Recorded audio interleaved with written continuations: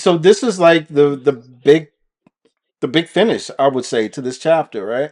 Mhm. What types of things are we seeing here? What types of tropes are we seeing here? Well, at first I that's why I had to take a mini pause as I was reading because my thoughts shifted.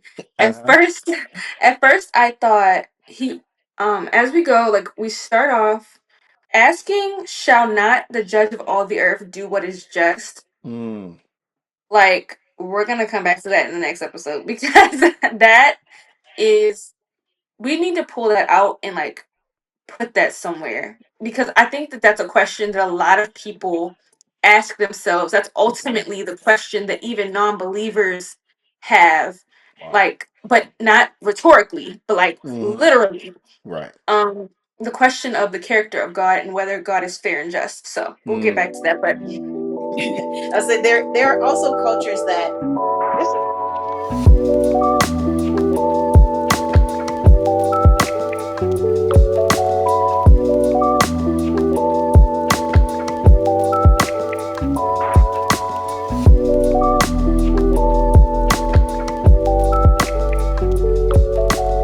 What is going on, XYZers, XYZ Nation? We back up in the building. We're going through chapter 18 of Genesis. Mhm. And the title is Three is a Magic Number. Three is a magic number. Do y'all remember that Schoolhouse Rock thing? I am so old. Do y'all know Yeah. any school? All right, you didn't have to agree like that. Jasmine's usually nice to me. Today she's like, nah, you Cause just what? I've never even heard of that. you haven't heard of you never Schoolhouse Rock okay, before? I at least heard of it Well, You because haven't. Schoolhouse Rock, the I've dude heard of it, but I've never heard of Okay. that one. Yeah, three. I think three is the magic number. Is one of the Schoolhouse Rock little snippets that they used to play. Which ones do y'all know? I know the Bills. I I'm forget how just it a goes. Bill. Yeah, Okay. that one. Yeah, Yeah, I yeah. know that one. That's Conjunction it. junction. What's your Oh yeah, function? yeah, What's I your know that one. I function? know that one. Yeah, I know that one too. Hooking up words and clauses and phrases. Um, The- those are the only two I can recall right now, and I don't know why three is a magic number came to my head. So, but anyway, our title today is three is the magic number. And we're going through, as I mentioned, Genesis chapter 18. And so, with that said, the next thing that we like to do is to introduce ourselves. I am the latchkeyed one himself, the former X Man representing Gen X, all up in the area. And in my upper, wrong side again, that side is. I am Moya, the resident millennial. And And then next we to me have on the is other side. Jasmine, your microwaver. Yeah, yeah.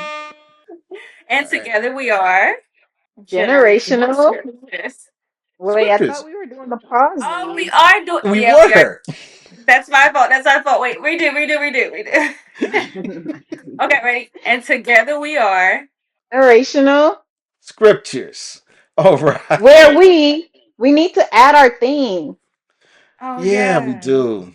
we Maybe said that next last time season, because at too. We this point did. it's too far gone. We'll do it next season. Yeah, that's a, we got to have something to build, right? So that'll Yeah. be the thing. And yeah, we'll do it next season. We'll Yeah, have to yeah. figure out exactly how to get it in there. Next up, as our segment, we have Aight So Boom segment. As Miss Moyo takes us through Genesis chapter 17 with a recap. Yes. Genesis chapter 17. We get to You Abram. did that on purpose, didn't you? You didn't even say "Aight so" this time. Yeah. I don't even know what I She's said. like, I'm just gonna mess Chris all up. Chris and Jasmine, I'm just gonna mess y'all all up. I ain't even gonna say "all right, so." Anyways, chapter 17. We have Abram, who is now 99 years old. Woo. The Lord appears to him, and the Lord introduces himself as El Shaddai, God Almighty. And this is the Mm-hmm. first time where that name is being used. He commands Abram to, walk before him blameless and without fault. And we, in that episode, we talk about what that could mean. So go back and watch 17 if you haven't already to get that discussion. And then he is basically confirming the covenant that he had with Abram to increase, multiply him, give him the land, all of those things. Hmm. Abram falls on his face to God. And God tells him again, "You're going to be the father of many nations." And this time, kings and nations will come from him, which is not something that was discussed prior to last chapter. Right. Um, and he's telling them that he will be the God of these nations that are coming out of Abram. Then God commands him to circumcise, as part of his part of the covenant is to circumcise all the males that are older than 8 days old, and that would be kind of their sign that they are part of God's people. And if you decide not to do it, then you are not a part of the group, like you're Right. off to the side. And we also get told that Sarah, and I believe he changes his name at that point. So he changes Hmm. Abram's name to Abraham, and then he talks about Sarai, and he changes her name from Sarai to Sarah, and adds that Sarah will be the mother of these nations, because Yep. prior there there may have been confusion on Abram's part when he was Abram on who's supposed to have these kids that were going to make up the nations that he was going Right. to have. So God specifically says she will be the mother of the nations, kings and peoples will come from her. And Abram initially laughs, Yeah. which I don't know if we talked about that as much, but I think it makes sense to bring it up again because we're going to see that again. Yep. But he laughs and he's kind of like, "What about Ishmael? Like Ishmael is here. Use him. What are we doing?" And God is like, I didn't forget about him. He will also be a father of nations, just not the one I was promising from the beginning. Like this is a whole different thing. Right. Um, and he tells her about Sarah bearing the son and makes the covenant. And then immediately after all of this, goes ahead, and Abraham goes ahead and not sacrifice, circumcises all of the men in his household. So Right. that's his servants, his son Ishmael, who is 13 at this point, Yeah. himself, and everybody. Everybody is getting Everybody. circumcised. Yep. And that is how we end the chapter. That's how So we end 99-year-old chapter. year old got circumcised, 13-year-old got circumcised, everybody and their mama, not their mamas, but everybody and their daddies got circumcised. And Good then we're catch. jumping into chapter 18. 18. Awesome. Awesome. Thank you for the recap. So let's dive in. We're starting with Genesis chapter 18, verses 1 through 5. Verses 1 through 5. And they read as follows. And the Lord appeared to him by the oaks of Mamre as he sat at the door of his tent in the heat of the day. He lifted up his eyes and looked, and behold, three men were standing in front of him. When he saw them, he ran from the tent door to meet them and bowed himself to the earth and said, O Lord, if you have found if I have found favor in your sight, do not pass by your servant. Let a little water be brought out and wash your feet and rest yourselves under the tree, while I bring a morsel of bread that you may refresh yourselves, and after that you may pass on, since you have come to your servant. So they said, do as you have said. Boom. So we get Abraham now. Now I'm gonna have to get used to calling him Abraham. And Yes, he's Abraham. greeted by these three people. What stands out to you in these couple of verses?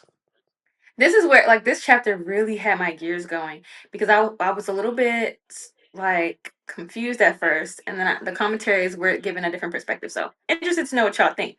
So first off, I want to make note just now because we're gonna see it later, and I have like notes on it that Lord is in all caps, or like I don't know what it's called when like the first one is a cap but it's big and the other ones are caps but they're small, Yeah. depending on the Bible you're looking at. Um, so that's number one. I just want to point that out. The first Lord is in all caps. The other one is in little caps, or like little, one capitalized, the rest are little. Yeah, so when you Mm-hmm. say first one, which you're talking Oh, in verse verse one. one? Verse 1. Okay. Yeah. So And Lord is all uppercase, and then down in verse 3, it's oh Lord, but Lord is lowercase. yeah, okay. Well, uppercase, but you know what I'm saying. Yeah, yeah. Capital L, lowercase R D Yes. in verse 3. And in verse 1, it's all caps. Just some caps Mhm. are bigger than the other caps. Yes. Right. And I was looking, and it said that um Lord all caps is referring to Yahweh instead of, like, that's the name of the Lord that's being called here. Mm-hmm. So I thought that was interesting because I didn't fully understand what Yahweh meant, and it's the personal name for the Lord. Yep. Yeah. So I thought that was interesting. And I thought that was interesting because I was confused how he knew he was talking to the Lord. But then the commentary that I saw said he didn't know that he was talking to the Lord. Right. He There was no indicator here that he was talking to the Lord. He was just being hospitable because in Middle Eastern culture, they are supposed to be overly hospitable to even their enemies. So Foreigners. Yeah. yeah, so like foreigners you treat better than like the people that live in your house. So you come to my house, I have to do all the things. So I was like, okay, then why is he calling on the Lord then? So I was so because I immediately said, "Oh, three men, Father, Son, Holy Spirit." I don't know, my brain just went You there. went there. You just like, oh, it's three, three, and three. That's why Yes, three is a magic number. But I yes, think we'll find exactly. out some more about We that. did find out some more about that. So don't, if your brain jumps there, I'm with you. I understand why you got there. My brain went there too. But we do find out more later that clarifies all that. But I was just, it left me puzzled why he's, it sounds like he's talking to the Lord as if he's seeing these men and thinking that he's encountering a, what is it called? A Theophany. theophany. Yes. Yeah. That's what I thought, but I don't know. Like I said, the commentary said no. Mm-hmm. I'm still left confused. What do you guys think? Yeah. I can see that. I can see that. Yeah. What's up, I Moya? think I would say initially, Lord is a general title for them, right? Anybody who has any sort of status, they could call Lord in the culture, right? Because you have, when, let's say they have a teacher or something, they may say Lord, right? And Chris, you can correct me if I'm wrong, but I think it's a title that could be given to someone who's just higher status, but not like Yeah. Lord Yahweh, Lord, but Mm. like I don't know what word we would use in our day and time. And now, um, Yeah. Sir? sir might Sir be doesn't seem like enough. but it's not It's enough. like Yeah. something above that. Yeah. But like Shakiri culture, right? If somebody's older than my dad or like of a higher status or like something like that, I would call them a particular thing. Like I might call everybody uncle, auntie, uncle, auntie. Everybody's uncle and auntie, except for people who are above that. Then I would call them ba, sa, like ma, like stuff like that. Like there's different words for them because of this either age Uh-huh. or status. Right. Mm. So yeah, so it's like that. Like I don't Yeah. think that we have that in American culture at all. So it's hard to compare it to something. But I think to me, initially, when he's just saying, Lord, this, he's talking to them as a group, Mm. just saying, these people look important, maybe. Okay. Yeah. Okay. But on the other hand, on the other hand, the Lord has appeared to him previously, and we don't know in what form. This is the first time where it's like, we know it's a form of a human or a person of some sort Right. or physical form. But prior Mm. to this, when it said the Lord appeared to Abram, we don't know how he was appearing to him. Right. So he could have appeared to him in person form before. I don't know. Yeah, we don't know. We know Mm. Yeah. now just because it's like you said, the three men is what's called out. And I think the other thing to note with this is we don't hear Abram say anything until you get to verse 3. So when you see, and the Lord appeared to him by the oaks, that's narration. That's the narrator. That's the writer giving Mm. you what's going on. So that's why the writer says to him, Yahweh, and Yahweh appeared to him because the writer now knows the end Knows. game, so he's Right. going to give you that info. But when Abraham speaks and he says, "Oh Lord," that word "Lord" there is Adonai, which is just Mhm. as Moyo said. It's like master, um, uh, something stronger than just sir. Okay. And it doesn't necessarily, because, and I think we'll see this later, um, where Sarah calls Abraham Lord, right? So it's just like a title, a respectful title. But when it's Mm. applied to the Lord, to Yahweh, or applied to Jesus, right? In the New Testament, that word Lord is turned into kurios. When it's applied to Jesus, I have no issue with it taking on that sense of master. Yeah, and I think you almost ran through the whole thing because he was supposed to be. He was being really hospitable. Did um Yeah. did you all see anything about the three men that stood out to you, like their movement? It's like, Like that it seems to be in like what is that? What is the I don't know tandem? Like at the same yeah, everything's together.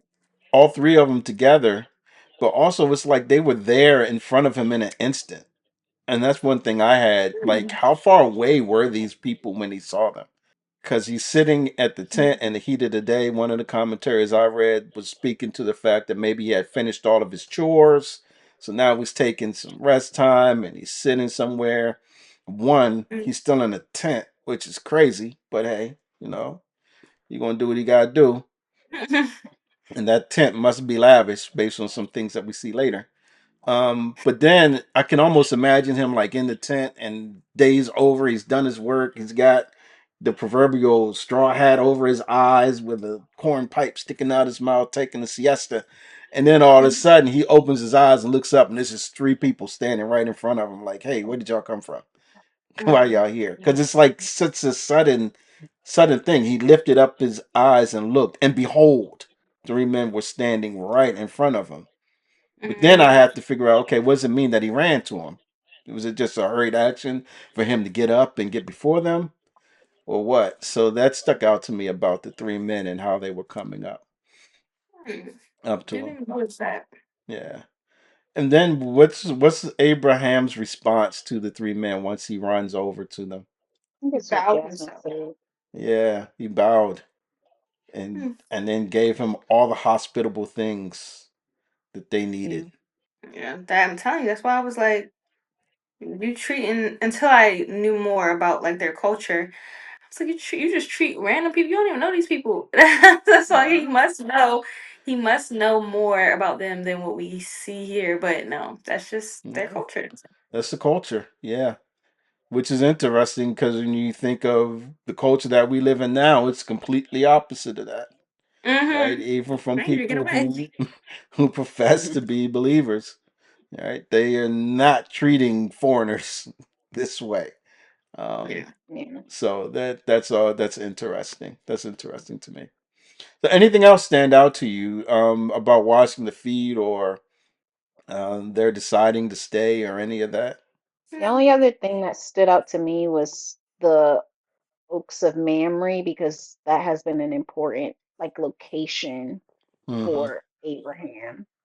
So a lot has happened, and I think even moving forward, it's like a landmark for a lot of the things in his life, Yeah. a lot of things that happened in his life. So I think just keeping that in our mind Yeah. as I we think go it's forward interesting and because look I back. think the last time that we're told about where he's living was 13, chapter 13, and that was still in the Oaks of Mamre, if I remember correctly. Yeah, So, yeah, this he's been there for a minute. He's been there Mm-hmm. yeah. for a minute. So, yeah, he was being hospitable, and these three people came out of nowhere. All right, next. All right. Genesis chapter 18, verses 6 to 8. And Abraham went quickly into the tent to Sarah and said, Quick, three is it Shais? Say us. Seahs, 3 seahs of fine flour, kneaded and make cakes. And Abraham ran to the herd and took a calf, tender and good, and gave it to a young man who prepared it quickly. Then he took curds and milk, and the calf that he had prepared, and set it before them. And he stood by them under the tree while they ate. Mm. Cool. More hospitality, eh? Much. Yeah. So, what stands out to you about Abram? Make anything of all of his running and quick movement and all of that? Here was this urgency. I mean, I don't. I was trying to again, like, understand. Even if this is someone foreign that you're Hmm. supposed to be hospitable to, right? That's all fine and good, but why is it like now, now, now? Everybody do Yeah. it now. Again, I was like, there's something he has to know. He has to know Is there something more to because it? Is Are you going to be yes. this quick for people you don't know? Now, personally, I believe in all of the hospitality. I will do all the things. I'm gonna lay out the spread. If I have people come over my house, I make sure I do all the things. But like I don't know how swift and make cakes. So these aren't like go grab some tea and water and we'll it's make cakes. You have Hmm. to prepare the calf. Like all this stuff has to happen. These seem like tasks that would draw on that wouldn't be done very quickly. Right. Yeah. Yeah. It also feels like he may know who he's serving because of the idea that he's doing a lot of it. Him and Sarah are doing a lot of it. Because if I'm Abraham and Sarah, I'm gonna ask one of the servant people to do it, and I'm gonna sit down and chit chat. Like I'm just gonna sit here and talk. Like let's yap a little bit. But it's like he tells Sarah, "Hey, do this," and then he goes, he does this. He's having the young man prepare the goat, but he also then goes and gets the curds and blah blah blah. Like he's a part of the doing, which at his age you would have. I mean, to me, he's an elder. Even with their life expectancy, I think he's an elder. Like he's not somebody who would be doing the serving in my eyes. You don't think? But Yeah. the fact that he is, um, I think, kind of proves that he must know that these are important people. If he Hmm. doesn't already know that it's the Lord. Yeah, I agree. Yeah. I'm not sure if he knows it's the Lord. Or how I wonder. You think that something else may have been said that makes him think that? Because I'm with you. When I first read it, I was like, yeah, why is he? He's running and he's moving so quickly and it's so urgent, and you know, and he's not using cheap stuff, Hmm. and he's not using a little bit of it either. Like a sayal, Yeah. I think is like I think I've read somewhere it's like 2 gallons maybe. Mm. So he's not like take a Not take a skimping. quarter pound of some flour and whip up some biscuits. No, he's get the fine flour, the really, you know, ground up really good flour to make some cakes, right? And then go and get the tender and good calf. Don't just get any calf. We want the Yeah. good stuff. Hmm. And um, I read something that said it was almost like this was a bull potentially. So this isn't just a little bit of food either, right? And then on top of that, he prepares curds and milk, which is like Yeah. extra. You already get meat, you already get bread. Now I'm gonna get you some I'm trying to think of what it would be like Cheese. today. Some caviar, maybe some cheese. I'm gonna get you a charcuterie board to go with I'm it, gonna right? say yes, a charcuterie board. But I don't know that there's anything in here that I've seen that says that he knows who it is at this point in time. Mhm. So that's my struggle. Because I'm with you. I read the books and they said, "Oh, he doesn't know." And my question is, well, when does he know? Is it Right. Yeah. before the end, like way further down that we'll get to? Um, when he leaves, which we'll get to. That's Yeah, my thing. I feel like there has to be something that's making him feel like they're important, That's not funny. just regular visitors. So we so to do all that he's doing, they have to be somebody important. They can't just be regular visitors. I don't think so. Is that like a Western? Is that like an American thing here, or is that I had a thought. I remember one time, uh, this was so awesome. We went to, okay, so bear with me, XYZers, everybody got passed, okay? Everybody got some BC days before Christ days, all right? So bear with me.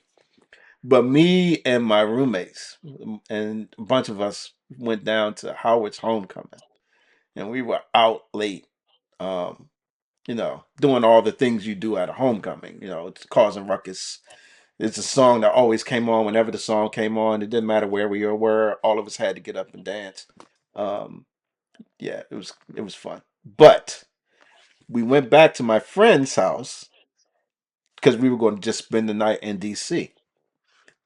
So everybody sleep, and all of a sudden, morning you start to stir, and his mom cooked a spread. I mean, like biscuits, ham, bacon, apples, hash Ooh. browns. I was like, oh, can we stay here forever? But so to me, that's almost like what Abraham is doing, right? Where you have people come in and guests, and you lay it all out for them. I think if you said his daddy woke up and did all of that, I would be like, okay, I see what you're saying. Women always do that. That's a normal thing in all the cultures is for women to serve. For Mm-hmm. Abraham to serve is a whole nother thing. Good point. Good point. And I think Mm. that's their culture and our culture. Men are not serving. Okay. We've had people at our house the last week. My husband is not serving. It's just not like he could, but it's just not our normal practice. I think Okay. my dad is probably the only man I've seen that will serve like people under him. And that's only recent. Like he wasn't like that before. Like when we were younger, he did not do that. He's just started kind of doing that in the last few years where he's Yeah. like trying to have more of a serving spirit. Mm-hmm. Yeah, I get it. Well, I don't know. This is a different time. This isn't the East. These are Eastern cultures. So, all right. Yeah, and that's why I'm saying it's even more unlikely because in their culture, that's not something that would be happening. I don't, and maybe we need somebody from the East to talk about it, but I Maybe. know in our culture, in my culture, you are not, ain't men are not serving. They are So, sitting with their feet up, waiting for somebody to bring their stuff, whether they're the host or that's not. Like you could be, sounds it's your harsh. house, you're the host, but you don't serve. So, okay. Okay. I mean, so to this point, right? Abraham did talk to Sarah and say, "All right, can you go?" He just said, "Quick, right? Do the sayah, three sayahs, five flour." And he did go and tell the young man to prepare the calf, right? Hmm. And then he did the curds and the milk. Then he took curds and milk and the calf he had prepared. I'm still, I mean, it's not. Abraham moved quickly and with urgency, but he was still asking other folks to do stuff, To help out, right? yeah. Yeah, I mean, he was a part of the serving. He was a part of getting the thing. He was the one who set it out before them. He Okay. also didn't sit down and eat with them, which I No. thought was strange too, because again, he's the man of this house. I would expect him to be amongst the men who came and kind of eat with them and talk with them and like that's Yeah. what I would expect from him. in anybody's culture. Like I don't know a lot of cultures where the men are not just there. Like I don't know. Hmm. I don't know how to describe it, but Yeah. that's just not normal to me in any culture for the man to do the serving. Okay. Yeah, and so maybe I wouldn't. I'm still not convinced that he knows that he's talking to the Lord and angels, but maybe he thinks these are three important men. Okay, Yeah, I I'm can okay grant with that. them being three important men. Yeah. All right, cool. And then you brought up a good point because he does just stand there and it makes it seem like he just watches them eat very attentively, which is which is weird. I don't know if it's me. It's like, come on, pull up a chair, bro. Um, all right. Anything else with these couple verses? Just think more hospitality and seeing the level of hospitality, Yeah. which will be important later. All right. Yeah. Next up. All right, Genesis chapter 18, verses 9 to 15. They said to him, "Where is Sarah, your wife?" And he said, "She is in the tent." The Lord said, "I will surely return to you about this time next year, and Sarah, your wife, shall have a son." And Sarah was listening at the tent door behind him. Now Abraham and Sarah were old, advanced in years. Hmm. The way of women had ceased to be with Sarah. So Sarah laughed to herself, saying, "After I am worn out and my Lord is old, shall I have pleasure?" And the Lord said to Abraham, "Why did Sarah laugh and say, 'Shall I indeed bear a child now that I am old?' Is anything too hard for the Lord?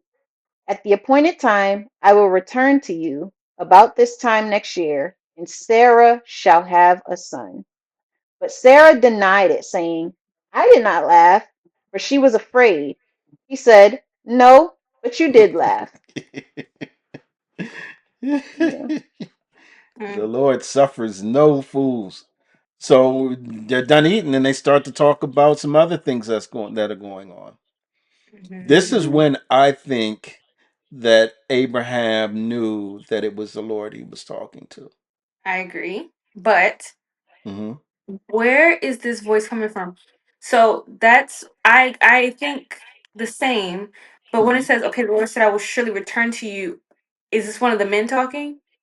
Yeah, it's one of the three that came up, right? They said to him, it's weird how they go back and forth between the three. I don't think it's the three of them speaking in unison. I think it's the writer is portraying them as a group that's going to do something. So in this case, for the three of them, someone speaks. I believe that someone to be the Lord, Hmm. right? And then he focuses in on what the Lord says to Abraham. Now I think even later he'll focus on going back out to what they said. So it's weird the way that it sort of contracts and then goes back out for the person that's speaking. But I really think there's only one person speaking because if this is the Lord, I don't think that the angels are going to speak for him while he's present. Right, which we talked about before, I think in a different chapter. Mm. I think earlier chapters about angels speaking on God's behalf or something of this sort. But okay, that's that's true. Okay, that's there's one speaking, and that's believed to be the Lord. Now, my question is similar here. How because the Lord said, like the narrator is telling us, the Lord said. Hmm. So, based on you're saying, based on what has been said, the same thing that's been said all these other times by the Lord about a child coming through Sarah and Abraham is the reason why he knows he's talking to the Lord. That's what I think. I think Okay. when in verse 10, I will surely return to you about this time next year, and Sarah your wife shall have a son. That was said in chapter 17. Mhm.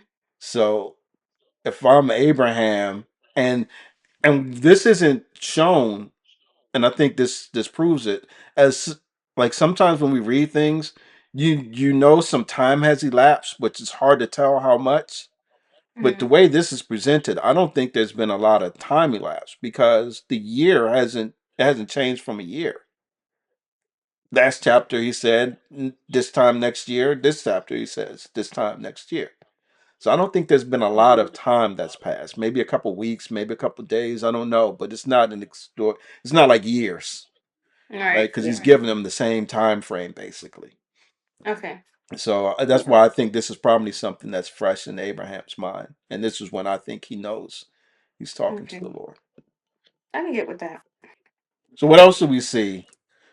Um, we get the same thing that's told, and what about Sarah's response to what she's here? First, she's ear hustling in the kitchen. And the tent has a kitchen because she cooked in the tent, I guess. And I guess she's somewhere in the kitchen at a window in a Mm-hmm. tent. So that tent again must be lavish. The They talk luxurious about tent. glamping. I would say she may not have cooked in the tent. She may have come out to cook What? Why you want to ruin my little like because fantasy? it's a tent. It's still a tent. uh, you're probably right. She probably didn't cook in the tent. Yeah, she probably went back in after she finished. Like, all right, let me get away from the men, and but I'm Mm. gonna still listen though. Oh man, so they weren't glamping. Thanks, Miguel. It could have been glamping, but even when you go glamping, they don't have kitchens in the tent. Okay, Yeah. I don't know. I've never been, so. But so, what do we see about Sarah?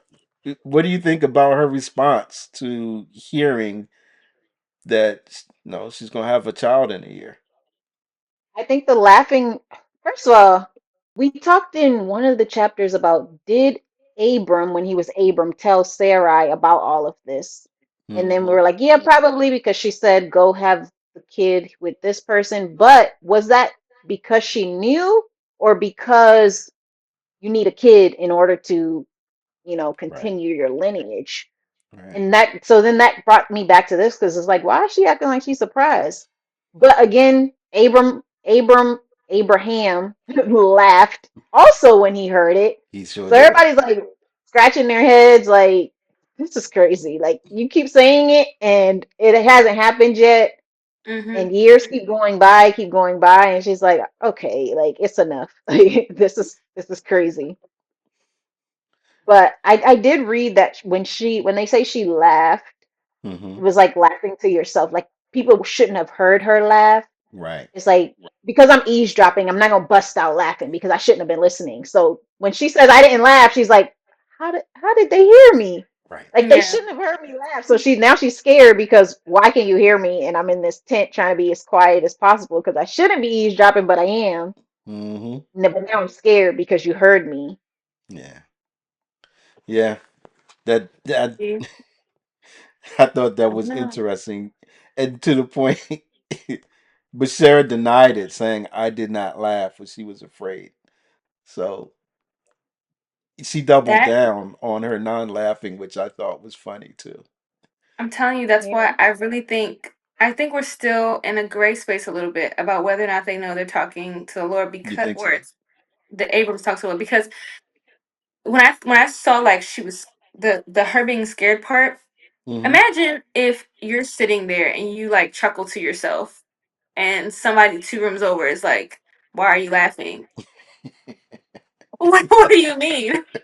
How did you know that? Like it's still I would be like something is amiss cuz how Hmm. did you know that I was just laughing? And then the one commentary that I saw like kind of referred to it as like laughing to yourself kind of like like not Hmm. like a like you said, like to Moyo's point, I'm not laughing out like fully out loud. It Right. might be maybe a small chuckle, maybe like just a smirk on my face, and I'm laughing Hmm. like internally. It's not something that's outward presenting. So then it's not something that anybody would catch on to or anyone would know. So Right. at this point, I'm afraid. What being are you? Right. Like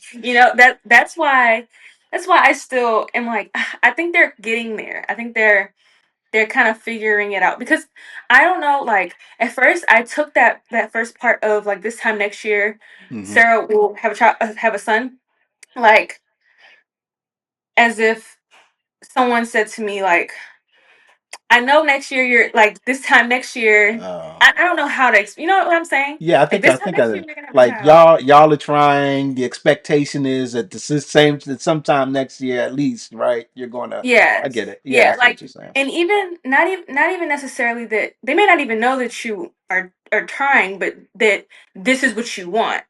So this time next year, you will have what you are looking for. So I'm like, okay, I guess I'm just I'm really trying to figure and I'm trying to figure it out. Like up until now, what So was the defining factor that said it was the Lord for them? but why did Mm. Sarah laugh though? So let's backtrack on that because I don't think under normal circumstances, I don't think her laughter was too off. You know what I mean? Mm, Like because how does she describe herself and no and I was about to call him Noah and Abraham? old. Yeah, Worn out. yeah, we're old, Mm-hmm. advanced in years. The way of women had ceased to be with Sarah. Yeah. Sarah says, "After I am worn out and my Lord is old, shall I have pleasure?" So just imagine, Jasmine, you being told, I know by next year this time, and this is what you're thinking. I'm old and worn out. My Lord is old. Notice there's no capital L there. Right. I My see. I Lord is see. old, right? And the narrator's talking about how advanced in years they were and that the way of women had ceased to be with her. Yeah. So Sarah is laughing, I think, because of these things, and then she's being rebuffed because someone else heard it, but it all seems way out there and crazy, Yeah. right? So Yeah. thinking that it's because we're trying or that you know what we're trying to do to build a family from someone Mm-hmm. else, I don't think that would hit Sarah. It Yeah. would hit Sarah that way, Yeah. Yeah. you know. Yeah. I see. I see. I see. Yeah. I was gonna say, as part of her laughter too, when they're saying what she's saying, that's not like audibly to people because she's by herself. So to Mm-hmm. me, it was like she said this all in her head, and Mm-hmm. then the Lord says it out loud. So you would be freaked out because did I accidentally say that out loud or did I think it? Because he says, why did she laugh saying this? Like because of this. Mm-hmm. And she's like, I did not do that out loud. Like I know I did it. Like you, I don't know. Sometimes I don't know. Sometimes there's a commercial where the lady's like narrating things in her head, and then she accidentally says something out loud that's like super embarrassing, and then the guy responds, and she's like, "Oh my goodness!" And then she continues narrating in her head and says like, "So and so is super embarrassed now," and walks back in the house. Like it was just like that one part she said out loud, but she was like, everything else has been in my head, so I don't know why I would say that out loud. Right. Mm. Right. So that's what I thought about when she's like in her head. Oh my goodness, this again, like I'm old, I'm this, I'm that. And Yeah. then Yeah. the Lord repeats it. And she knows she didn't say it out loud. Yeah. Yeah. Okay. Yep. Oh, Um. Yes. to the point of factor too. Before I forget, so one of the commentaries made a point that I thought was interesting. I hadn't thought about it first, but is I'm interested to see what side you guys land on. So he was saying that like so Sarah laughs and is you get the response of like why is she laughing? Mm-hmm. Like you said because of this reason. But then Abram or it was Abraham by that time. Yeah. It's Hmm. Abraham. Abraham laughs and it's like not really a focal point for the Lord. So the commentary was saying heart posture matters. So like the Lord knows the intent. Two people can do the same exact thing with two different reasons and motives. So if I'm laughing because something's genuinely funny versus someone else is laughing because they think I'm embarrassing myself, those two different things happening, two of the same thing happening, two different reasons. You're right. So I was so I'm like, okay, was because was Sarah so Sarah's laughing is doubt or okay, how is this even going to be possible after, like, when we're this old? And so then what was Abraham's laughing? Yeah, it's a It good was the question. same. Because Would when Abraham laughs, it says, then Abraham fell on his face, and I'm reading Genesis chapter 17, verse 17. Then Abraham fell on his face and laughed and said to himself, shall a child be born to a man who is 100 years old? Shall Sarah, who is 99 years old, bear a child? It's the same laughter to me. I don't think yeah. there's a difference. Okay. And God kind of still responds to him in the same way, like, no, it's gonna happen. Like what I said is, y'all think it's funny, but it's not. And I Mhm. wonder if it's like, you really about to have to push out this baby. I know you think it's funny, but it's not funny. There's a Mhm. baby coming. Mhm. There's a baby coming. Yeah. Mhm. Yeah. Okay. Was the commentary like trying to say that the response from the Lord was harsh or something? Harsher Yeah. to Sarah than it was Yeah. to Abraham?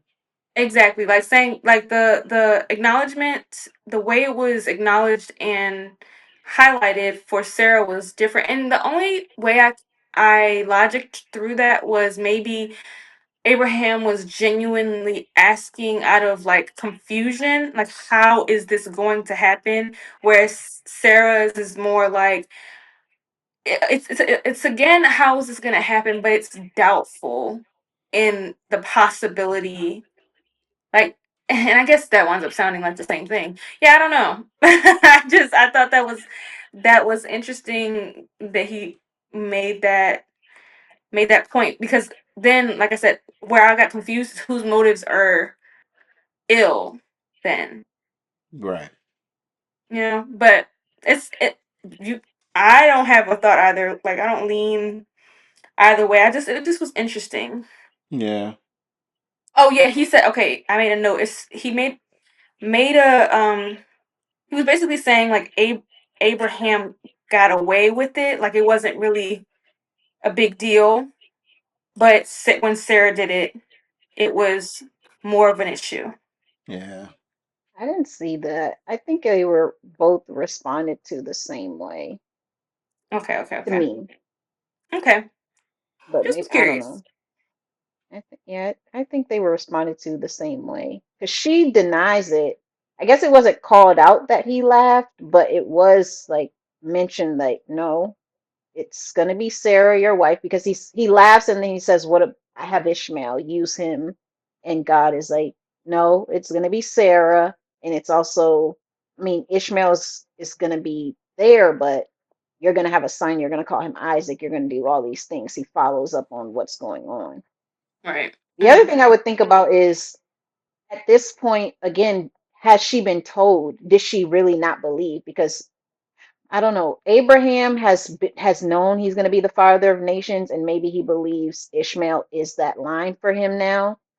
Mm-hmm. And has he told from chapter 17 to now? Did he tell Sarah, "Hey, God came to me again. It's gonna be you. That Right. other Mm-hmm. child is not the heir that we were expecting." We Yeah. don't know if he's telling her any of this.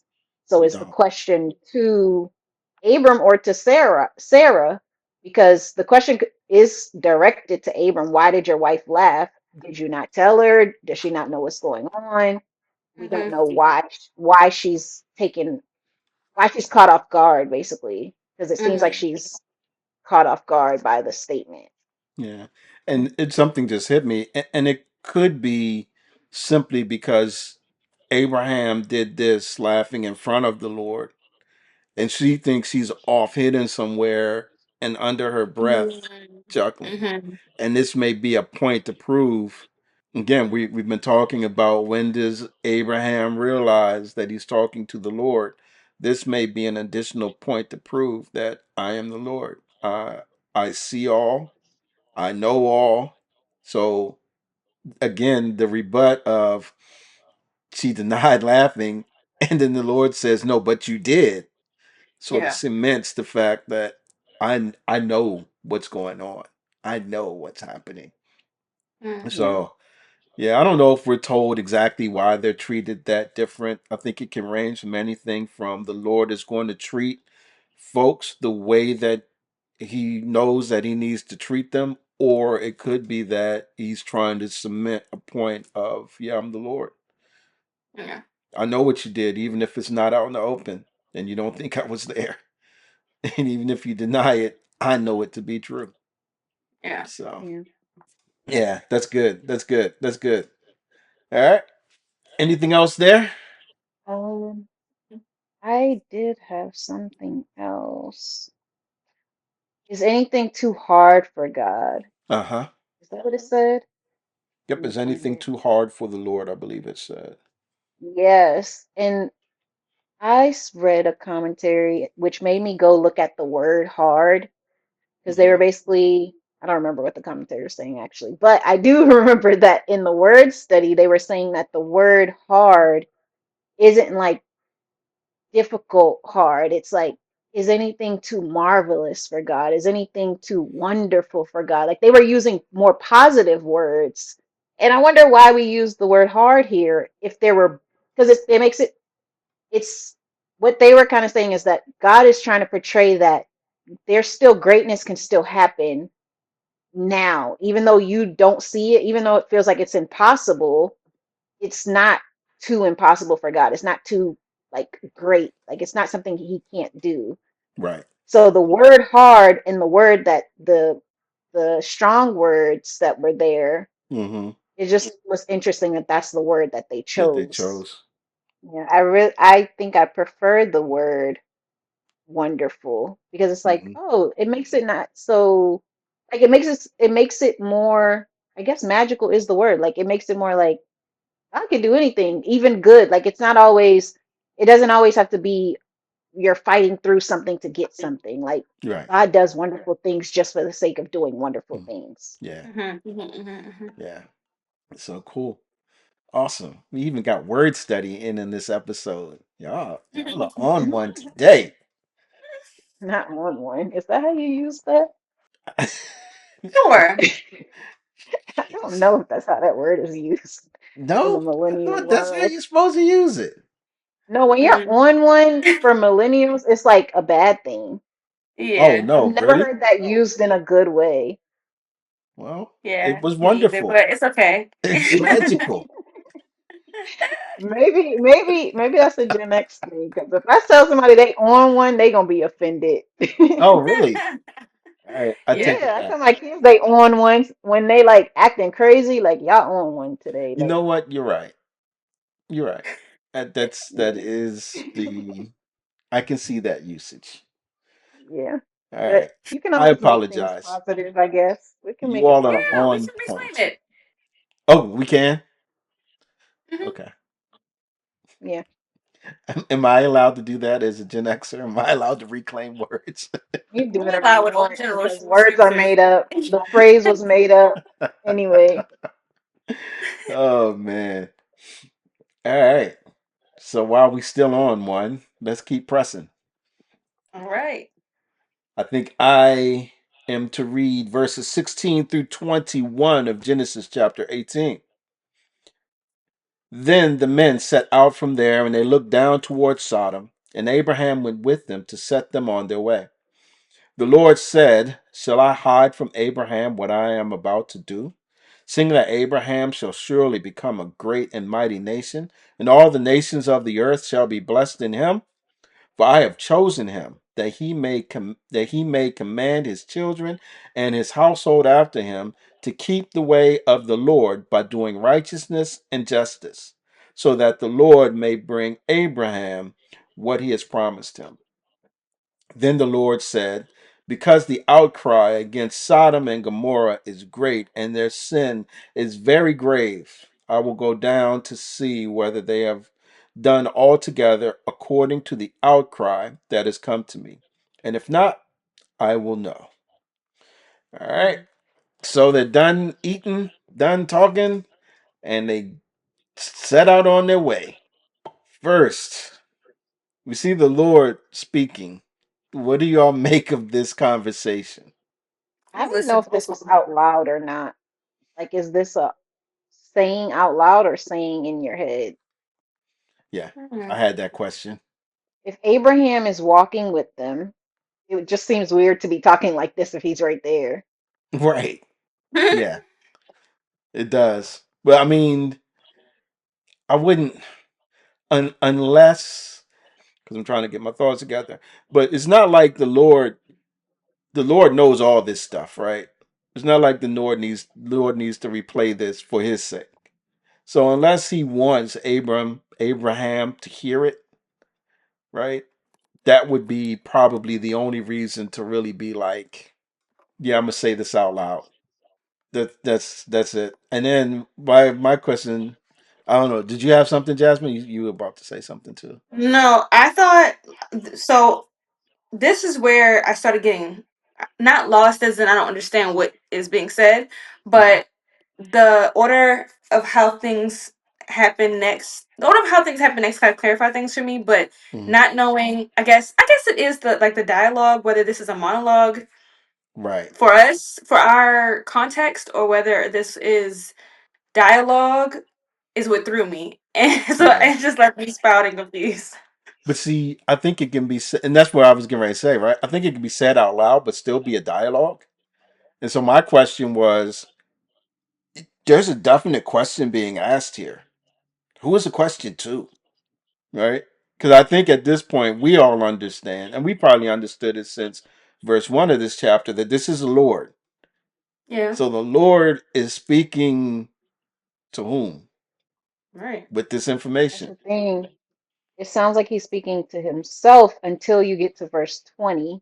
Then that seems more like I'm going to just say it out loud. Yeah. This sounds like the first part sounds like for us, this was, I don't even know if thought process, because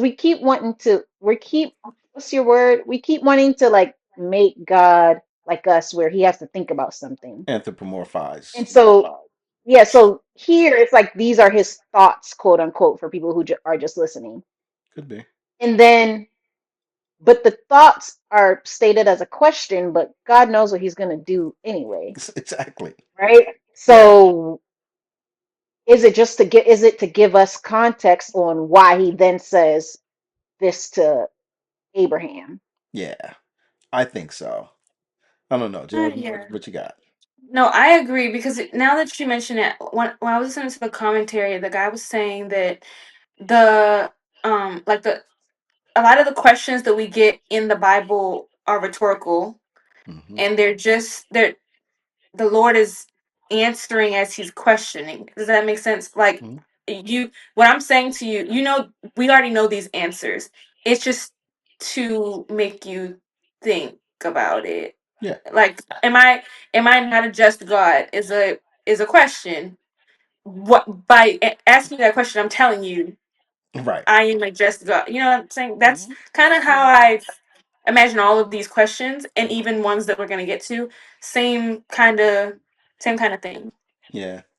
I agree, and I like that because we've seen that even from Genesis, right? Mm, Who told you were naked, right? Yeah. Right? Did you not eat of the tree of which I told you not to?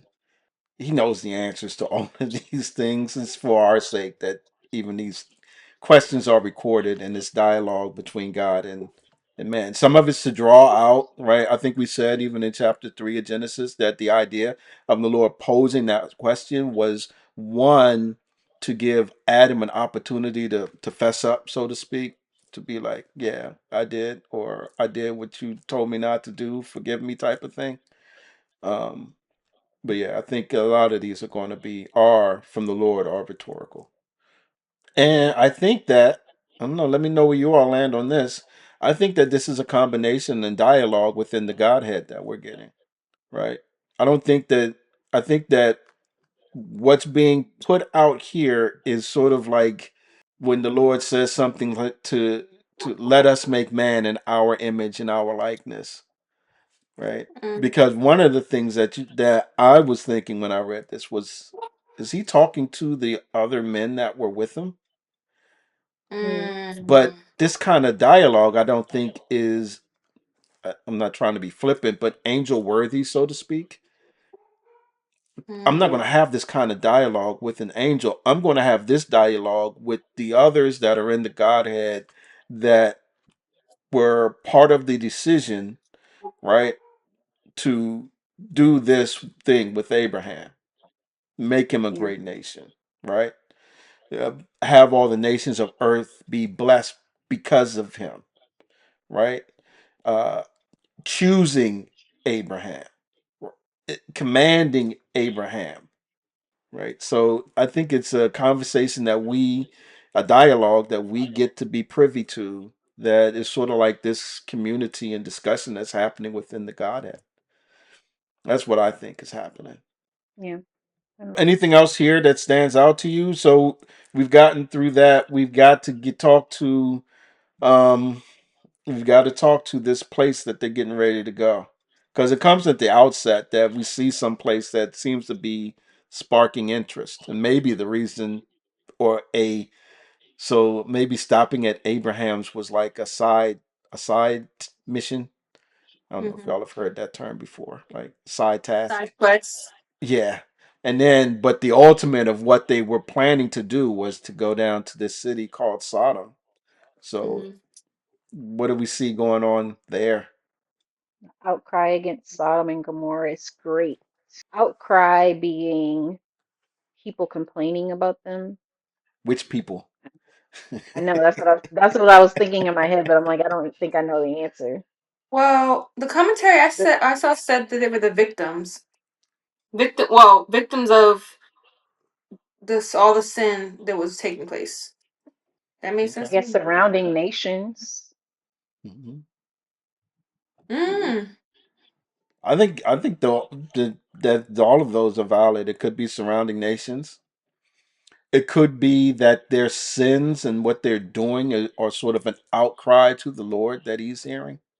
Mm-hmm. Um, I don't know that this to be true, and as we read, I think it'll sort of be debunked. But just imagine if there were some who were in the city who were um, traumatized by the sins that they were doing or didn't agree wholly with them, right? Mm-hmm.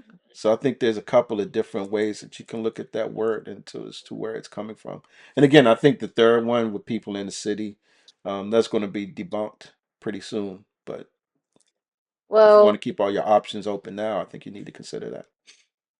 I was gonna say maybe not debunked because there are people in the city who there's the one family in the city who may be crying out to the Lord. True. Yep, Yeah. it might be. Yeah. But I mean, to me, it's just. Go ahead. I'm sorry. You all about to say something? No, if you're continuing that thought, continue that thought because I was Yeah. gonna move To, on. to me, it was just wild that um, he decides to tell Abraham what is going on, and it's against an entire city that he's hearing the Lord about their sin, um, which follows up from what we heard way back. I want to say when Lot and Abram, at that time it was Abram, when they split, and we had heard about Sodom and Gomorrah and how bad they were, and now. Mm. Because when did that happen? That was chapter 13, the last time we heard about the oaks of Mamre, where Abraham had settled, right? So now, Mm-hmm. all these years later, something's going to be done about it, right? Yeah. And so it's not just flippant. It's because there has been something. I still think it's almost like a hearing. Something's come to my attention. Something's I've heard, or something's been raised up such that I need, as the Lord, to go and investigate this thing. So, Mm-hmm. and to me, that's Yeah. very interesting. I think it's strange that the Lord has to go investigate. You do? Like, yeah, I mean, it's reminding me of Babel, right? Because he was like, let's go down and scatter their Mm-hmm. languages. But this is like, let's go down. And when he's saying let's go down this time, it's like physically going somewhere to Yeah. see something. Yeah. But why? I feel like we know the answer. He knows the answer. Or is Mm-hmm. it for us to Or is it again for us to be able to be like, this is what was seen, so that Mhm. just say God is wiping people out for no reason? Okay. I don't know. Jasmine, you got anything on that? That's what I think. I think it's for us. I think it's uh I just look at it like a different approach for not the same exact outcome, but for whatever plan was about to be executed, it's just a different approach. And I think it's harder for people to wrap their mind around what is it? Not when God is like trying to. It's not persona anthropomorphized. That's how I say it. Anthropomorphic, yeah. To be made person like. Yeah. What's the Yeah. opposite of that? The opposite of being made person like. Hmm. I don't know if there's a word for that. Theomorphize. Make him God. I don't know. That I think that is harder to grasp for people then and now, even. And I think that the anthropomorphism Right. of Making it, it right more. that I think is easier for I see what you're it's saying. tangible. You know what I'm saying? So like Yeah, when that's good. going That's good. into the city and seeing, hearing people say and do things is like, oh my god, like I feel like it allows people to wrap their minds around it even if they don't agree or accept it. Hmm. Versus the Lord is like, because then it's still, you can still doubt it when you don't physically see or hear it, like hear that message being delivered or see it happening. Hmm. People still will be like, what's going on? No, we're telling you what's gonna happen. I'm gonna tell you what's about to happen, and then you're gonna watch it happen. Hmm. Kind of, like, that's kind of how I logic Are you through that. positive? Okay. Mhm. I think that it's a combination of those things. I think that this one is showing that the Lord does not behave out of what's the word of like instinct, like just response, like somebody hits you, you hit them back real quick without even Mhm. thinking, right? So I think this is to show that the Lord doesn't behave like that, right? I think that's to show that true, I completely agree with you, Moyle. The Lord doesn't have to go investigate. He knows exactly what's going on. But to Mhm. show us, man, that he's just not going off kilter and just wiping people out just to wipe people out. It's Mhm. like, no, I'm going to show you that I am again going to give them a chance. They're going to have to show me just how bad they are. And that's why it Mhm. says, and if they aren't as bad as it says, then I'll know. If they Mhm. are as bad as it says, then I'll know. Right? Yeah. So I think it's more it's for us to realize what kind of Lord we're dealing with. Um, Yeah. but I also think there is some credence to the fact that you get the recording of things happening that's sort of proof to anyone who is just reading. Yeah, this was pretty bad, and again, this isn't flippant. Yeah, right? Mhm. He doesn't move just on instinct or just because the fancy strikes him, but also you get to see that he's being just in the things that he does. Last section. All right. I'm gonna take a deep breath for this one. It's a lot. Okay. Genesis chapter 18, verses 22 to 33. So the men turned from there and went toward Sodom, but Abraham still stood before the Lord. Hmm. Then Abraham drew near and said, will you indeed sweep away the righteous with the wicked? Suppose there are 50 righteous within the city. Will you then sweep away the place and not spare it from the 50 righteous who are in it? Far be it from you to do such a thing, to put the righteous to death with the wicked, so that the righteous fare as the wicked. Far be that from you. Hmm. Shall not the judge of all the earth do what is just? And the Lord said, if I find at Sodom 50 righteous in the city, I will spare the whole place for their sake. Abraham answered and said, behold, I have undertaken to speak to the Lord. I, I am. I who am but dust and ashes. Suppose 5 of the 50 are lacking. Will you destroy the whole city for lack of 5? And he said, I will not destroy it if I find 45 there. Again he spoke to him and said, suppose 40 are found there. He he answered, for the sake of 40 I will not do it. Then he said, oh, let not the Lord be angry, and I will speak. Suppose 30 are found there. He answered, I will not do it if I find 30 there. He said, behold, I have undertaken to speak to the Lord. Suppose 20 are found there. He answered, for the sake of 20 I will not destroy it. Then he said, oh, let not the Lord be angry, and I will speak again, but this once. Suppose 10 are found there. He answered, for the sake of 10 I will not destroy it. And the Lord went his way when he had finished speaking to Abraham, and Abraham returned to his place. Whew, Mm. thank you. That was a lot of reading. Appreciate it. Now you know how I felt on some of those I do. Genesis I see. chapters. So this is like the big finish, I would say, to this chapter, right? Mhm. What types Mm. of things are we seeing here? What types of tropes are we seeing here? Well, at first I was, that's why I had to take a mini pause as I was reading because my thoughts shifted. At Uh-huh. first, at first I thought as we go, like we start off asking, shall not the judge of all the earth do what is just? Mm. Like we're gonna come back to that in the next episode because that is, we need to pull that out and like put that somewhere because I think that that's a question that a lot of people ask themselves. That's ultimately the question that even non-believers have, Wow. like, but not rhetorically, but like Hmm. literally. Right. Um, the question of the character of God and whether God is fair and just. So we'll get Mm. back to that. But Mm.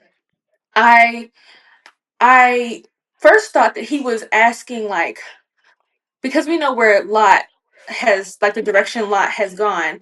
Yep. Are you trying to spare like are you trying to spare him? Like maybe there may be a few. Like, are you gonna get rid of them all because of the bad apples? Don't throw out the tree.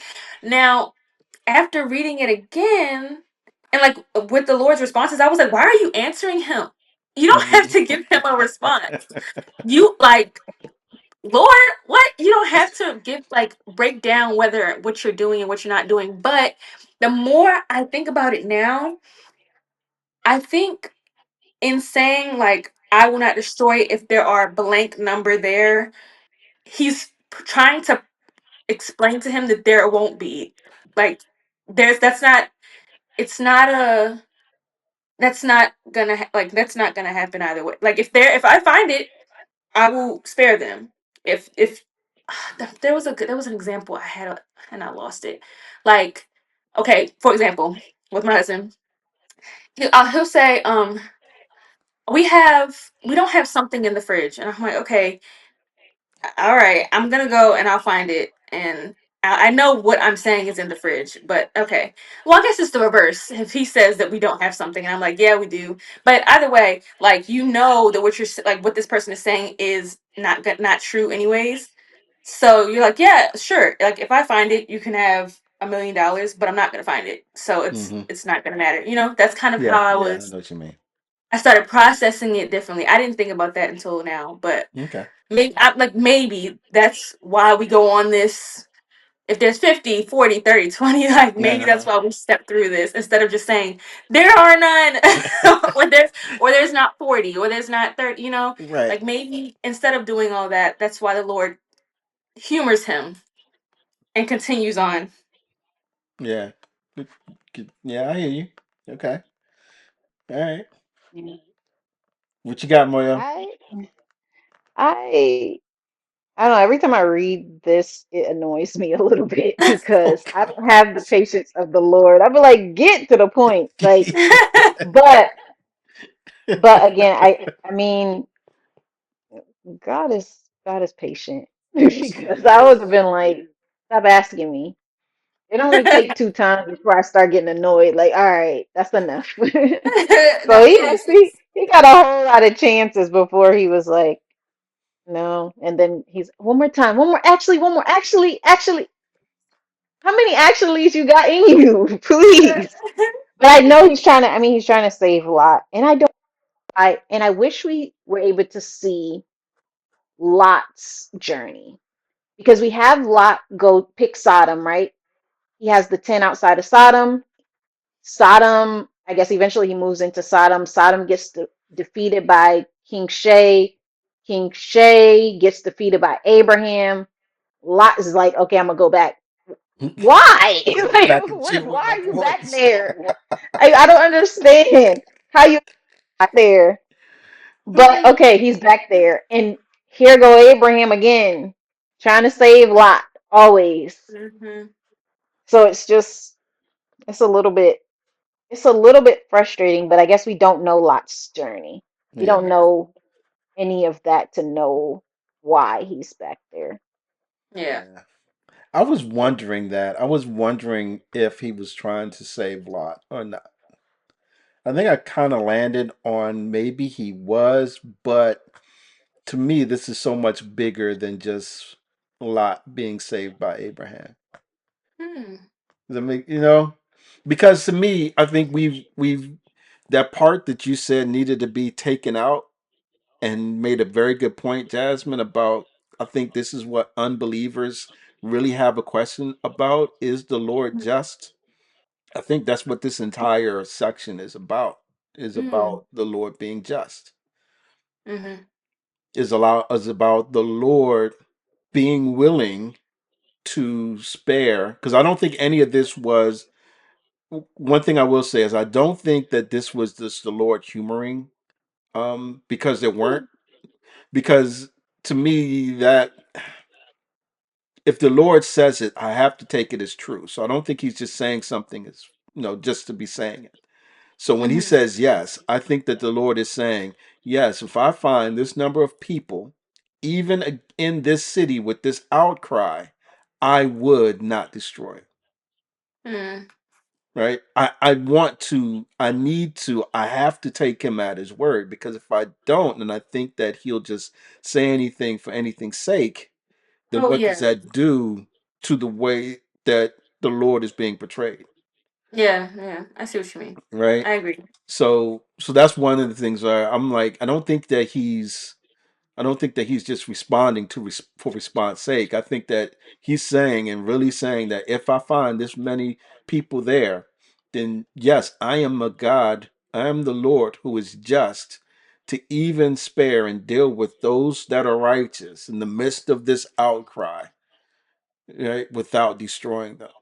The issue with Yeah. Abraham, I think, is that Abraham is making it seem like the only way for the Lord to deal with these righteous people is to spare the entire city. The Lord doesn't have to do that. The Lord can deal with them however he wants to. But I think the Lord is making a point of saying, yeah, I am a just God. Yes, I do treat the righteous as you would expect. No, I'm Okay. not going to, as you said, throw out the tree for a couple of bad apples. I'm not going to use the baby with the bathwater thing. I don't know if that's in vogue or not. So, um, but so not a but, and so I think that that's what the big thing is here. It's just the righteousness of God, the justness of God, how God cares for and wants for His people who are the righteous to be looked after. And then Moyo, why are you so hard on Abram? You see how humble he was being? He was being annoying. He was like, I know I am but dust of the earth, but if I could bother you one more time, He did let that your like humble 3 servant times. ask you once more. That was You, Moyo. That was annoying. No, he said that after the first time. After that, he's like, don't be mad, don't be mad, don't be mad. I'm gonna yeah, ask you again. Actually, don't be mad. I'm gonna ask you one more time. Actually, this last time for real, this time. to me, that's being humble. Like, look, I know I'm bugging you. Don't be mad at me. But he No, knows some he's being flashback. annoying because you wouldn't say that if you thought you weren't being annoying. Like you would only Hmm. say that because you know you're doing too much. You should have just started with 10 because you know there's not that many people there. Right. just, That are just righteous. give to the chase. Like, how low can you Yeah, go? get to the point. Yeah, get to the point. And I wonder why he stopped at 10. I started thinking about their faith, right? So Abraham in chapter 17 was able to convince all of these people, and this is probably something I will repeat in the next chapter as well. But he's Mm, able to convince all of these people to get circumcised because of God. And these are people of his household, but we're talking about servants, people he got from Egypt, people mm-hmm. that he's gotten along the way on his journey. And I'm assuming, and this may not be true, that when they're getting circumcised, that's kind of their way of converting to I think and so. believing in God, right? Right. So when he's saying 10 people, maybe he's thinking at least got to have converted 10 people by now, or there should at least be a few others that are Christians, or not Christians, what's, I don't know what the Mm, word is back then, but believers in God by now. He's been in this city for how many years? Eh, there has to be at least 10 of them, right? Hmm. And so that's how I started thinking about, like, okay, he starts at 50. He's like, wait a minute, I know a lot. And then he's like, he's bringing his number down. He's like, okay, 10 feels safe.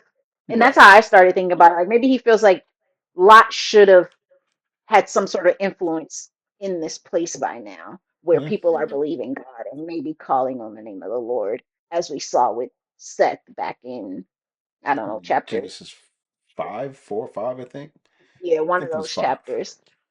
So that's what I was thinking about. Like, is that how he's thinking? Yeah. Hmm. Yeah. I can see that. And it I remember one time, I think this was the first time I ever talked in front of people. I actually looked at this and I took that same tact, right? Like, who's going to be the 10 folks that are at this men's breakfast that are going to be called out as the righteous in a city that's destined to be destroyed? Hmm. Because we Mm, should make a mark as the 10. And so I agree. I get that. Um, yeah. but we'll see how many there are in just a minute. Hmm. Yeah. A So, week for the viewers, a minute yeah. for us. All right. Oh, yeah, true. Um, anything else? I think we covered everything. I have so much more, but we're gonna save No, that for go ahead. some. Oh, No, the tea. It's gonna be piping hot. So you gotta tune in next week. So okay. So everybody who's listening, make sure you go watch again, because tune the in tea for is the tea. piping hot for next week. Oh gosh, Yeah, put your I think it's notifications on, already people. steep. Yes. Notification. Whew.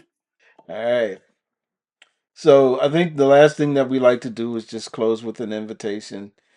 And to your point, Jasmine, when we read things like we've read today, to me they point to the fact that there is a just God. Um, we've seen that this just God is patient. We've seen that this just God is not wanting to just toss people um, into into the second death that we see in Revelation. We're seeing actually with this new covenant that we find in the New Testament that this just God has actually made a way for us to be made righteous in the same manner that Abraham was made righteous. Abraham was made righteous by his belief. And I think we even said on this podcast that the belief that he has is in none other than Jesus, whose whose death, burial, and resurrection, and the addressing of sin and the making of one righteous is now sort of set back through time to Abraham. And it's that righteousness is from none other than Jesus Christ. So we all have that opportunity now because of what the Lord, Yahweh, and the Lord, the Godhead, the Father, Son, and Holy Spirit has done. Um, and we see that part of that patience, that forbearance, that is that justness, that righteousness that the Lord does. So someone has to deal with our sins. Someone has to pay for the wrong that's done to the Lord in sin. It just so happens that the Lord's Son, his only begotten Son, um, of whom he calls no one else, his begotten, deals with our sins, so that we don't have to deal with them. And I think it's in Corinthians where it says that he became poor that we might become rich. Um, and he took on our sin and we get his righteousness. So the way that that happens is none other than Christ, as we've tried to say, and you need to believe that he died for your sins, that he was buried, and that he was raised on the third day. You believe that, you're counted as one of the righteous. Um, and we are happy if you believe that. And that's particularly if you believe that for the first time. If you believe that already, then keep walking in the gospel. The gospel in 1 Corinthians 15, the content of the gospel, like that I like, as I like to call it, verses 1 and 2 talk about how you heard the gospel, um, how you are in the gospel, and how you are being saved by the gospel. So you hear it once, it's just not over. The gospel is what is intended to guide us and move us and help us to understand why we make the decisions that we make and why we esteem the Lord the way that we do, because that gospel means that we, again, no longer are going to see a second death. But if this is your belief, if you are just now realizing and saying that I believe that Jesus Christ died for our sins, that he was buried in a tomb and he was raised on the third day, we celebrate with you. We are so happy for you. And what we want is for you to then get connected with a Bible believing church. If you have questions about the church to go to, let us know and we will do our best to find one that's in your area where you are, and let us know so that we can pray for you as well in your growth in the Lord. And we would just love to hear from you if you make that decision. So that's our invitation for today. Anything else that we need to touch on? All right, Nope. folks. For generational scriptures, the latchkeyed one, we've got the resident millennial, we've got the microwaver, and we out of here. Deuces. Bye. Okay.